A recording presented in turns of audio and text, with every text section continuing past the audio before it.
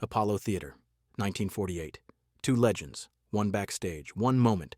Nat King Cole was in crisis. A music producer had destroyed him. "You're not a singer, you're just a pianist." Nat was starting to believe those words. Maybe the producer was right. Maybe Nat was just a pianist. Maybe dreaming of more was insane. Backstage, dark, silent. Nat King Cole was alone, thinking, questioning his own talent, because a producer had told him, "You're not good enough." And Nat was about to believe it. Maybe he really wasn't good enough. Maybe he had to stay a pianist. Maybe using his voice was a mistake. Then he heard a sound, distant, soft, but powerful. Louis Armstrong was playing trumpet, warming up. Nobody was listening, but Nat listened 7 seconds. Just 7 seconds, but those 7 seconds erased all of Nat's doubts. Because the notes Louis played weren't perfect, they were real. Louis wasn't showing technique. He was showing feeling. Louis wasn't afraid of making mistakes. He wasn't afraid of living. Nat stood up, walked to the door, knocked. Louis opened. And what happened in that dressing room would change Nat King Cole's life forever, but also change music history. Because Louis Armstrong taught Nat something in 7 seconds that most musicians never learn in a lifetime. That music isn't about perfection, it's about truth. And that night, Nat would step onto the Apollo Theater stage and sing for the first time, not as a pianist who sometimes sang, but as an artist who finally found his voice. Before we explore this powerful story of mentorship, self-doubt, and finding your true voice, please subscribe to our channel and hit that notification bell. What Louis taught Nat in 7 seconds will change how you think about your own talents. To understand that November night in 1948, we need to go back. Not just hours or days, but years. To understand who Nat King Cole was, what he'd overcome, and why one producer's words had the power to shake him so deeply. Nathaniel Adams Coles was born March 17, 1919, Montgomery, Alabama. His father was a Baptist minister. His mother played organ at the church. Music surrounded Nat from birth, but not jazz, gospel, sacred music, serious music. When Nat was 4 years old, his family moved to Chicago, the South Side, a thriving black community, churches everywhere, and in every church, music. Nat started playing piano at age 4. Taught by his mother, strict, disciplined, every note had to be perfect, every rhythm exact. No room for error, no tolerance for mistakes. By age 12, Nat was playing organ in his father's church, leading the choir, performing at services. Everyone said he had a gift, a special talent, God-given ability.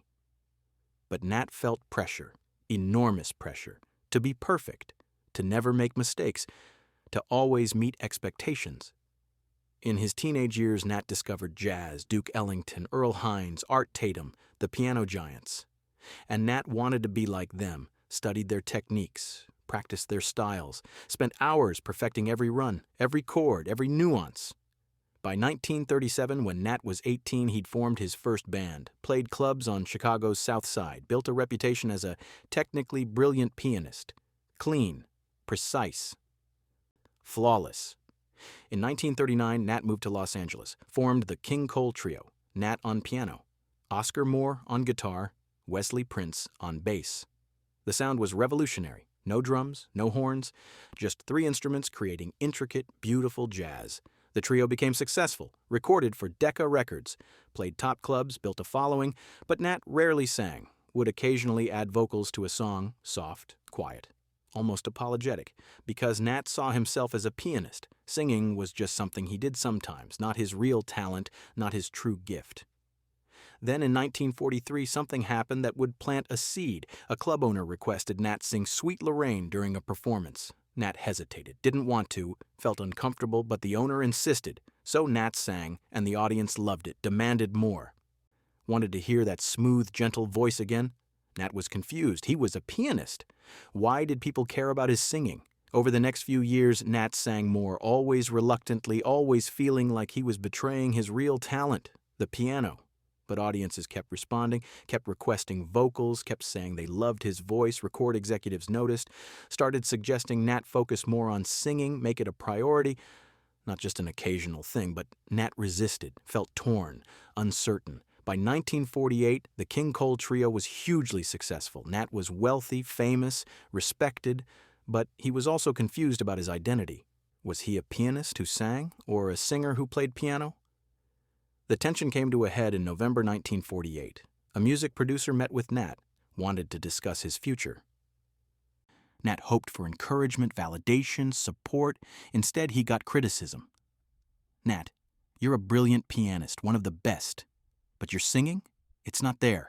You don't have Louis Armstrong's power, don't have Ella Fitzgerald's range, don't have Billie Holiday's emotion. Stick to piano. That's where your real talent is. The words devastated Nat, not because they were mean, but because they confirmed his deepest fear, that he wasn't good enough, that his voice was inadequate, that wanting to sing was foolish ambition.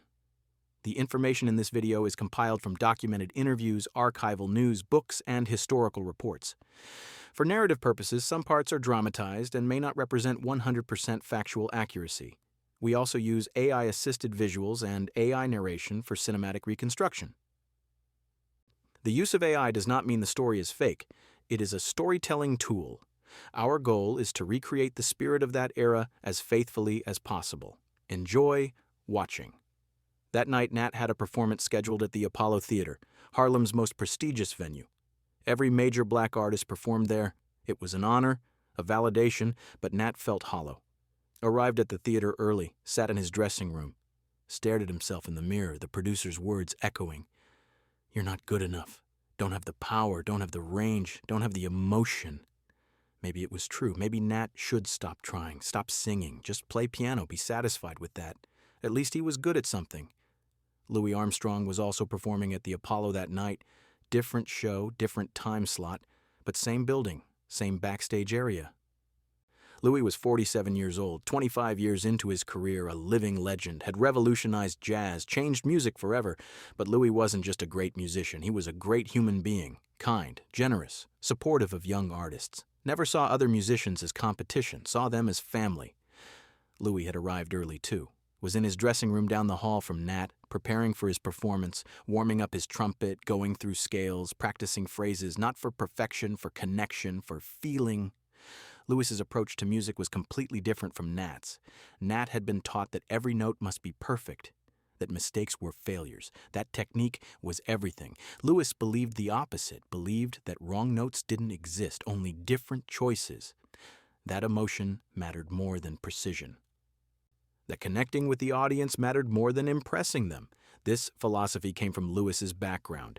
Born August 4th, 1901, New Orleans, extreme poverty, no formal musical education, no expensive lessons, no classical training, just passion, just feeling, just the need to express. Louis learned trumpet in a boys' home, a place for children who'd gotten in trouble. The teacher there didn't focus on perfect technique, focused on making the children feel something, express something, heal something. And Louis carried that philosophy his whole career. Made him one of the most beloved musicians in the world, not the most technically perfect, but the most authentic, the most real, the most human. Have you ever been told you're not good enough at something you love? Share your experience in the comments. That November evening, Louis was in his dressing room, door slightly open, warming up his trumpet, not thinking about technique, just feeling the music, letting it flow through him. 7 seconds, that's all it was. 7 seconds of Louis playing a phrase, a warm-up exercise, a melodic fragment, nothing special to Louis, just preparation. But to Nat, walking down the backstage corridor, those 7 seconds were everything. Nat heard the sound, stopped walking, stood still, listened. The phrase Louis played wasn't technically complex, wasn't showing off, wasn't impressive in a conventional way, but it was beautiful, deeply, profoundly beautiful, because it was real, authentic, full of feeling. Nat felt something shift inside him. This was what the producer said Nat didn't have, this power, this emotion, this depth. But listening to Louis, Nat realized something. The producer was wrong. Not about Louis having power, but about what power meant. Power wasn't volume, wasn't technical brilliance, wasn't perfect execution. Power was authenticity, was vulnerability, was being willing to be real. Louis's 7-second phrase had more power than 1,000 perfect performances because Louis wasn't trying to be perfect, was trying to be honest. Nat walked to Louis's dressing room, knocked on the door. Louis looked up, smiled, that famous Satchmo smile, warm, welcoming, kind. "Hey, Nat, how you doing?" Louis knew Nat. They'd met at various events, respected each other, but weren't close friends. Yet. "Pops," Nat's voice was shaky. "I just heard you warming up. That phrase you played. How do you do that?" Louis looked confused. "Do what, Nat?" Nat struggled to explain. "You put everything into it. Every note has emotion, has life, has soul. I've been playing piano my whole life, trying to get every note perfect. But you're not trying to be perfect. You're trying to be real. And it's more powerful than anything I've ever heard." Louis set down his trumpet, gestured for Nat to sit. "Nat, I know who you are. King Cole Trio. Brilliant pianist, amazing musician." Nat shook his head. "But I'm not a singer. I want to be, but I'm not good enough. A producer told me today, said I don't have your power, don't have Ella's range, don't have what it takes." Louis's expression changed. Not angry. Sad. "Nat, that producer is a fool. You know why?"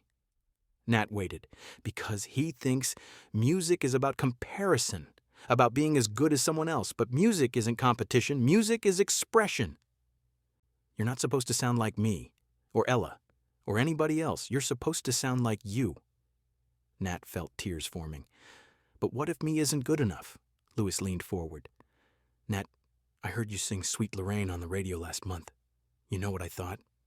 Nat shook his head. "I thought, this man has something special. Not power like mine, not range like Ella's, but something more important. Truth, gentleness, intimacy. When you sing, you make people feel safe, feel understood, feel like you're singing just to them. That's a gift most singers never find." Nat was crying now. "But I'm so afraid of not being perfect." Louis smiled. "That's the secret, Nat. Perfection is the enemy of truth. I make mistakes all the time, hit wrong notes, miss cues, mess up lyrics. But you know what? Nobody cares. Because they feel something real, feel connection, feel humanity. That's what music is about, not perfect notes, real feelings." Louis picked up his trumpet. "Listen to this." He played another phrase. This time, Nat listened differently. Not for technical brilliance, for feeling. And he heard it, heard the humanity, the vulnerability, the courage to be imperfect. "You hear that?" Louis asked. "I cracked that third note. Technique-wise, that's a mistake. But emotion-wise, that crack adds something, makes it more human, more real." Nat wiped his eyes. "Pops, I'm supposed to perform in an hour. Usually I just play piano. Maybe sing one song if forced, but I'm terrified." Louis stood, put his hand on Nat's shoulder. "Nat, tonight I want you to do something for me. I want you to sing. Really sing. Not because you're perfect, but because you're you. Don't worry about hitting every note right. Worry about meaning every word. Don't try to impress the audience. Try to connect with them. Can you do that?" Nat hesitated, then nodded. "I'll try." Louis squeezed his shoulder. "That's all any of us can do. Try. Be real. Be brave. The rest takes care of itself. Please subscribe if this story is resonating with you. The conclusion will show you how one moment of courage changed everything." Nat left Louis' dressing room a different person. Still nervous. Still uncertain. But with something new. Hope. Permission to be imperfect. Permission to be himself. When Nat took the stage that night, he felt the fear. The same fear he'd always felt about singing. The voice in his head saying, "You're not good enough." But he also heard Louis' voice. Real is better than perfect. Connect, don't impress. Be you. The King Cole Trio started with their usual instrumental numbers. Nat on piano.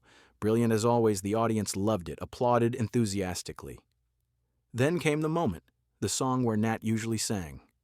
Sweet Lorraine. Nat could feel his heart pounding, could feel his hands shaking. This was it, the moment to either retreat to safety or step into risk. Nat stood up from the piano, walked to the microphone. The audience quieted. This was unusual. Nat typically stayed seated while singing, but tonight was different. Nat looked out at the Apollo Theater audience, hundreds of faces, all watching, all waiting, all expecting, and Nat made a choice, started singing, not quietly, not apologetically, but fully, honestly, vulnerably. His voice wasn't perfect. Some notes wavered. Some phrases were breathy. Some pitches weren't quite right. But something else was happening. The audience was mesmerized because Nat wasn't performing. He was sharing his heart, his truth, his humanity. Every word meant something. Every phrase carried emotion, every note, even the imperfect ones, conveyed authenticity. When the song ended, there was a moment of silence. Then the Apollo Theater erupted. Not polite applause, standing ovation, people crying, people cheering, people feeling something they hadn't felt before. Backstage, Louis was listening, waiting for his own performance. When he heard the applause, heard the response, Louis smiled, knew what had happened. Nat had found his voice, not the perfect voice, the real voice. After Nat's performance, he came off stage shaking, overwhelmed, couldn't quite believe what had happened. Louis was waiting in the wings. "Pops," Nat was crying again. "They loved it. They really loved it." Louis pulled Nat into a hug. "Of course they did. Because you were real. You were you. That's all they ever wanted." Nat pulled back, looked at Louis. "You're the greatest of all time. Not because you're perfect, because you're real, and you taught me that in 7 seconds." Louis shook his head. "No, Nat, I'm not the greatest. I'm just the most honest, and now so are you." That night changed Nat King Cole's career, changed his life, changed music history. From that moment forward, Nat embraced his voice, stopped apologizing for it, stopped comparing himself to others, started being himself. Over the next few years, Nat's vocal career exploded. In 1950, he recorded a song that would change everything. A song that showcased not power or range or technical brilliance, but intimacy, gentleness, truth. The song was called Mona Lisa. It became the #1 song in America, stayed at the top for 8 weeks, sold millions of copies, made Nat King Cole a household name, not as a pianist who sometimes sang, as a singer, a great singer, a legendary singer. The hits kept coming. Unforgettable in 1951. Too Young that same year. Pretend in 1952.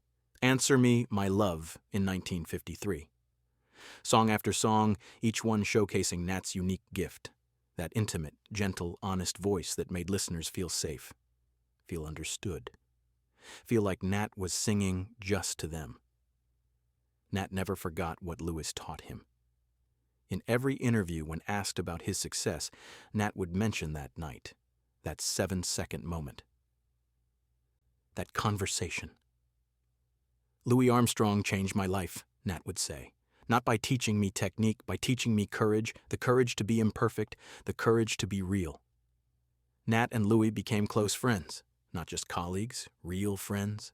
They'd call each other, visit when in the same city, support each other's work.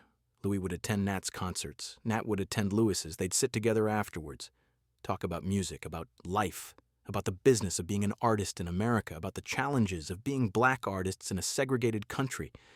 Their friendship was built on mutual respect, mutual admiration, but also something deeper, genuine love, genuine care. They weren't competing, weren't comparing. Were just two artists who understood each other, understood the struggle, the pressure, the joy, the cost. In 1956, they recorded together a duets album, Nat and Pops. The chemistry was obvious, the love evident, the mutual respect clear. When they sang together, it wasn't about who sounded better, who hit the higher notes, who showed more skill. It was about connection, about harmony, about two souls making music together. The album was a success, but more importantly, it was a testament to what Louis had taught Nat. That music isn't about being the best. It's about being real, about being connected, about being human. The years passed. Both men continued their careers, both achieved legendary status, both influenced countless other artists. But their friendship remained constant, a source of strength, support, joy. Then came 1965. Nat King Cole had been fighting lung cancer. The disease had been progressing, getting worse. Nat was only 45 years old, too young, far too young, but the cancer didn't care. In February 1965, Nat's condition became critical. He was hospitalized in Santa Monica. Friends and family gathered, knowing the end was near. Louis flew to Los Angeles immediately, went straight to the hospital, sat by Nat's bed, held his hand. Nat was weak, could barely speak. But when he saw Louis, he smiled. "Pops," his voice was a whisper, "you came." Louis had tears streaming down his face. "Of course I came. You're my brother." Nat squeezed Louis's hand, weak but firm. "Thank you. For everything. For that night. For those 7 seconds. For teaching me to be real." Louis could barely speak through his tears. You taught me too, Nat. Taught me that what I do matters. That sharing what I know can change lives. You changed mine too. They sat in silence, holding hands, two friends, two legends, two men who'd helped each other become who they truly were. Nat King Cole passed away on February 15th, 1965. 45 years old, far too young. The world mourned, presidents issued statements, celebrities paid tribute, fans around the world cried, but Louis's grief was personal, deep, profound. At Nat's funeral, Louis was asked to speak. He stood at the podium, looked at Nat's casket, couldn't stop crying. Nat was my brother, Louis said. Not by blood, by music, by understanding, by love.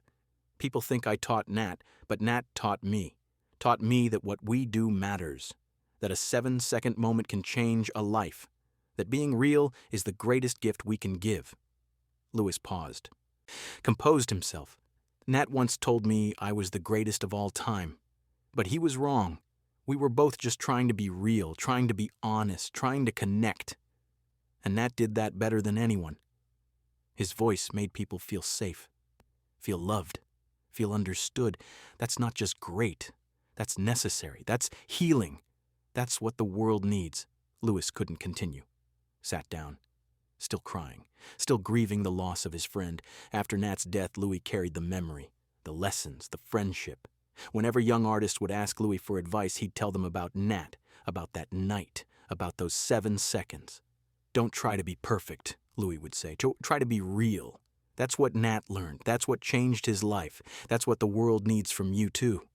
In 1971, Louis Armstrong himself passed away. July 6th, 69 years old. Another devastating loss for the music world. At Louis's funeral, Nat's widow, Maria Cole, spoke. Shared the story of that 1948 night. That 7-second moment, that conversation, that transformation. Louis gave my husband the courage to be himself, Maria said, gave him permission to be imperfect. And in doing so, gave the world Nat King Cole's voice, the voice that comforted millions, that brought joy to countless lives, that made people feel less alone. Maria paused, wiped her tears. Nat and Louis are together now, making music, being real, being themselves. And if we listen closely, we can still hear them, teaching us, encouraging us, reminding us that being real is better than being perfect. Today, decades later, the story endures. That November night in 1948, the Apollo Theater, 7 seconds of trumpet warm-up. One conversation, one performance, one transformation. Musicians still tell the story. Use it as inspiration, as permission, as encouragement, because the lesson Louis taught Nat is universal, eternal, essential. You don't have to be perfect. You have to be you. You don't have to be the best. You have to be real. You don't have to impress everyone. You have to connect with someone. Thank you, Louis Armstrong, for those 7 seconds, for that conversation, for that kindness, for showing Nat and all of us that authenticity is more powerful than perfection. Thank you, Nat King Cole, for having the courage to listen, to learn, to change, for giving the world your real voice, your gentle voice, your unforgettable voice. 7 seconds. 1 moment, 2 legends, 1 eternal lesson. Be real. Be you. Be brave enough to be imperfect. Because that's where the magic lives. That's where the connection happens. That's where music and life becomes meaningful. The microphones are silent. The stages are empty. Louis and Nat have both taken their final bows, but their voices remain. Their lesson endures. Their gift continues in every artist who chooses authenticity over perfection, in every person who dares to be themselves, in every moment when someone stops trying to be the best and starts trying to be real. Louis and Nat live on, teaching us, encouraging us, reminding us that 7 seconds can change everything, that one conversation can transform a life, that being real is the greatest performance we can ever give, not on stage, but in life, not in music, but in humanity. Real, honest, imperfect, beautiful, forever.